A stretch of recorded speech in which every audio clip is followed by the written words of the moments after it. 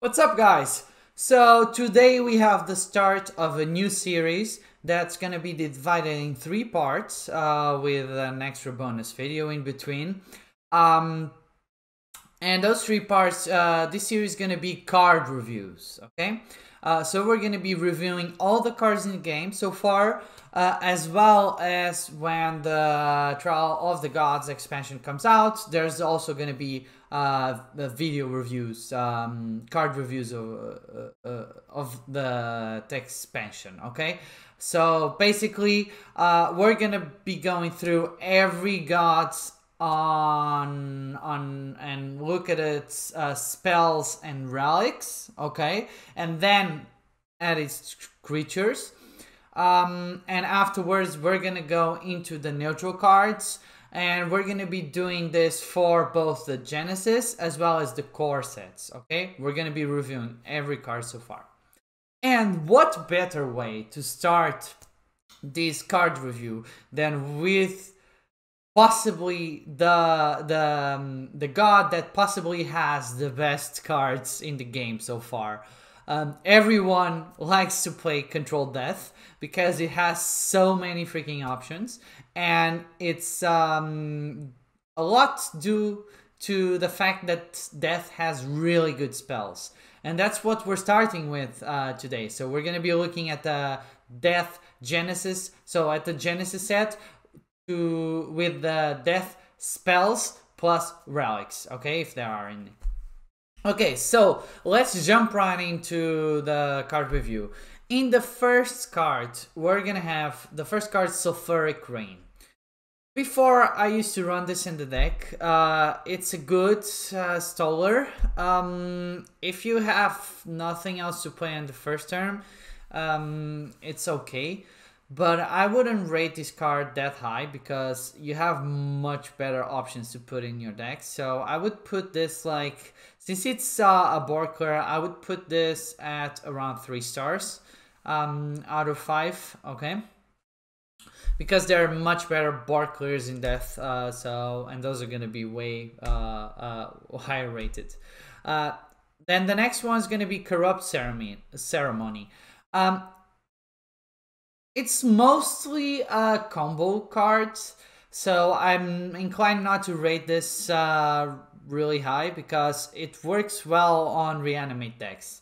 Other than that, it's kind of a meme card. So since it doesn't affect the board, it doesn't have any direct impact on the board, even though it's cheap. This is one of the a lower rated card for sure, and I would say it's 2 stars out of 5.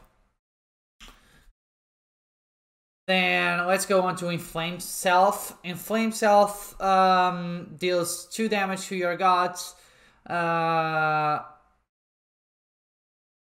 the creatures that attack your god are given burn +2. This is terrible. This is completely terrible because if you do this, then the next turn it's just a stalling mechanic. Next turn, he's not gonna attack you. The opponent's not gonna attack your god.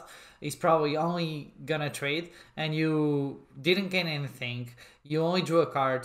It's 1 mana, but for drawing a card, it's okay, I guess.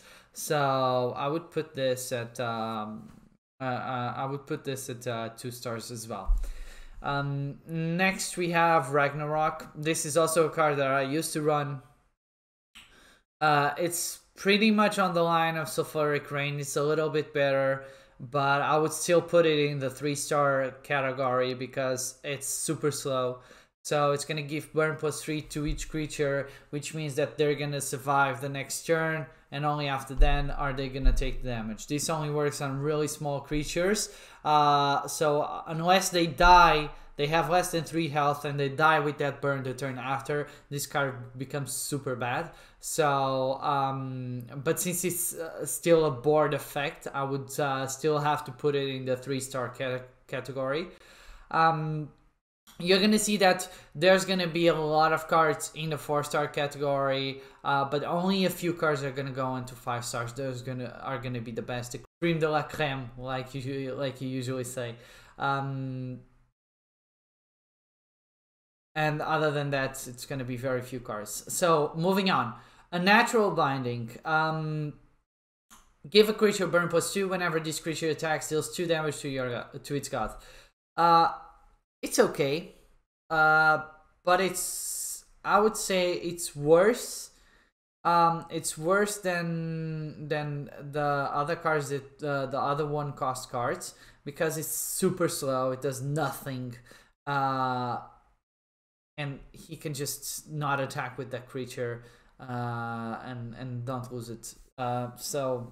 And don't get damage to his god. So I would say it's even lower than the other two, because the other two have some nice mechanics that can come into play, whether it's a full board stall or whether it's playing with reanimate decks, which are pretty powerful, by the way. This one's worse, so I would put this at 2 stars out of 5. Okay, then we have Untold Greed, which is pretty good. Even though it's a 1-cost card and it destroys one of your creatures, it works with a lot of interactions that a lot of creatures on the death side, because a lot of Anubians have afterlives that benefit from using this. And on top of that, you're drawing 2 cards. So you can either play this on those types of decks, or you could also play them on for example, a super aggressive low mana cost creatures type of deck, because you're gonna want to have that draw mechanic, so you're gonna be using that with that, as well as it has a good synergy with another card that we're gonna be reviewing later, which is Siren of the Grave, because you can just effectively for 2 mana get a full stall for 1 turn and also draw 2 cards. So this card definitely goes into the 4-star category because it's used in a lot of decks, and it's pretty good. Then Fiery Incantation, give target creature burn +14, deal 3 damage to your god. So this is a better card than the Natural Binding. It basically kills that creature on the next turn. But it's still pretty slow, so I would have to put it in the 3-star category. Anything that gives burn and doesn't like give them sleep, you're still taking the damage from that creature next turn. Unless it's a really huge burn like this one, then they're most likely going to survive and you're going to be taking more damage as time goes on.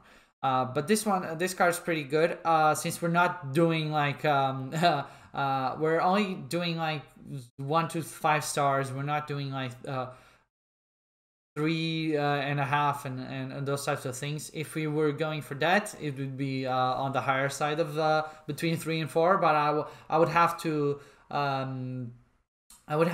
go towards the 3 because it's not a great card, and it hasn't been used so far.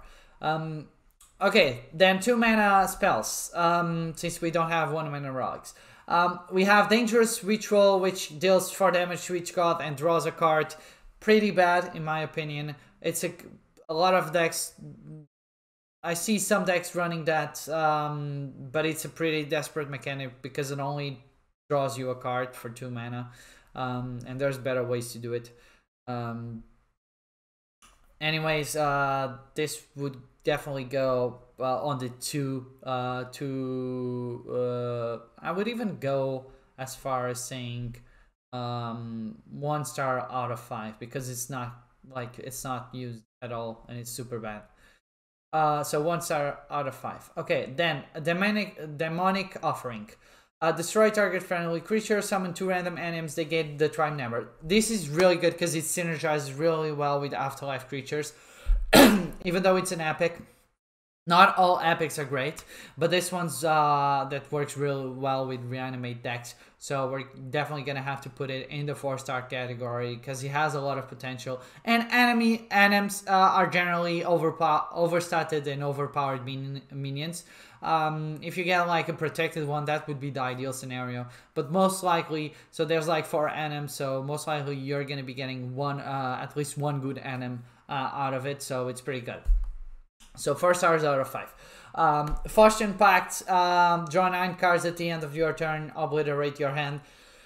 This is terrible. Unless this would only be good if it was like 1 mana, because in Gods Unchained, basically, it's gonna be harder and harder to get to the higher manas, mana unlocks. So eventually you'd be playing this on what, turn 6, turn 7, you're gonna have 6 mana, eventually 7 mana. Even with that, you're only gonna have like 4 mana left to do some play. So unless this was 1 mana, it's pretty bad. So I'd just give it 1. I can't give it 0 stars. If I could, it would be. If it was 1 mana, then it would kind of be useful, but since it's 3 mana, it's way too overpowered for that. Way too overcosted for that. So 1 out of 5 stars. So next we have Half-Life. Summon a creature with mana cost 3 or less from your void. Give it Blitz and Soulless. This is kind of pointless. You can just run a 3 mana creature on an extra 3 mana creature on your deck. This is good for trades, but since Death has a lot of cards that can, like a lot of removals, there's no need to be running Half-Life on your deck, because there's way better cards in the Death pool. So I'm just gonna say that this is a 1 out of 5, 1-star card. Okay, then let's move on. Sacred Lore. Deal 1 damage to your god, add 3 random runes to your hand. This is pretty good, especially if you have the lead in your game, because it's only dealing 1 damage to your god, so which is fine, and it gives you 3 runes, and runes are typically very powerful spells. And there's also a possibility of running like Death rune deck, which is also pretty good. So this card's I would say it's a 4 out of 5 stars. You could have it in your collection. It's useful to have it and put it in some decks. Next, so we don't have either 4-star or 5-star spells. We're jumping right on to 6-star spells. And here we have one of the best spells in the game, which is Reap. 6 mana is pretty good because it's fairly easy to get there. After 7 mana, it becomes much harder to get to the higher upper echelons of mana. But Reap's pretty good because it's just it's a targeted, single targeted removal, and it also heals you for 4. So this is like easily, it's running every Death deck, and mainly the Death control deck is one of the most essential tools. So I would put this at a 5 out of 5. Then at 7 mana we have the Apocalypse. Now I would say that this is the best. This is by far the best Death spell. Because one of the most annoying things in the game right now is gonna be the ward. So if the opponent's playing ward creatures, you're gonna have to use 2 spells or a combination of a god power plus a spell to be able to get rid of that creature. But Death is the only god in the game that has a board clear that removes things twice. So the Apocalypse now destroys all creatures and then destroy them all again. So the first destruction wave is gonna clear the ward from any creature and then kill everything else, and then the second wave is gonna kill everything else that's left. So it's a complete ward clear for everything in the game. So this is by far one of the most powerful cards in the game. You should be running it on your Death control deck always. At least 1 copy of this, if not 2. And since I cannot give it like 6 stars, I'm gonna give it 5 stars and say it's a unicorn. So and next we're gonna have Nethergram. Well, Nethergram, I've tried to play this before. It's not that good. Maybe it would be good if it was a lower mana curve. Like if it was like 6 or 5 mana, then it might be useful. But since it summons 3 random creatures that cost 3 mana or less, it's not. It might become a little bit overpowered. So I would possibly put it at 6 mana. It gives them +1/+1. But it's random creatures, so you're never gonna know what you're gonna get, and you're only playing this if you have like a clear board, for example, which is very, very rare. Like if the opponent has more creatures, a lot of creatures, and you have creatures, or if he only the opponent has creatures, you're not going to be playing an anagram. You don't want to have this in your deck. You much rather have an Apocalypse now for that slot, because each deck only has 30 cards, and running cards that are not that useful is not great. And at that stage, once you're at 7 mana, bringing back 3 creatures and giving them +1/+1 is not that good. Unless you have the tempo advantage. If you have the full tempo advantage, if the board's like clean, or if you have more creatures than your opponent, then perhaps you could be using this. So I'm not gonna disregard this completely, but I'm still gonna give it like a 3 stars out of 5. Okay. And then finally, for the last spell, and this is a type of spell that there's in basically in every god. These are the god spells that change your god power, that has a certain type of effect. With death, it's the death Unborn, and it draws you 2 cards, which is okay. It's 8 mana, so it's pretty costly. So it needs to have a really good effect. Then it destroys a random enemy creature with cost 5 or more. Okay, so we would compare this to Reap, for example. And Reap costs 6 mana, but since this is cost 5 or more and it's random, I would put this at like 4 mana or 5 mana. Then sets its god's health to 20, which is pretty good, because if you're with death and if you're playing like spells that decrease your health and you're like at 5 health, for example, you play this, it's gonna bring you back to 20, so it's basically a heal. And then it changes your god power to blight. So every god card or hero card here is gonna change your god power. Some god powers are better than others. With death, I think it's pretty good, because death doesn't have a targeted a god power that can target the opponent, which is pretty useful to pop wards off, for example. Since you have a lot of removals, a lot of targeted removals, you're going to be wanting to like pop the ward off and then use the spell afterwards.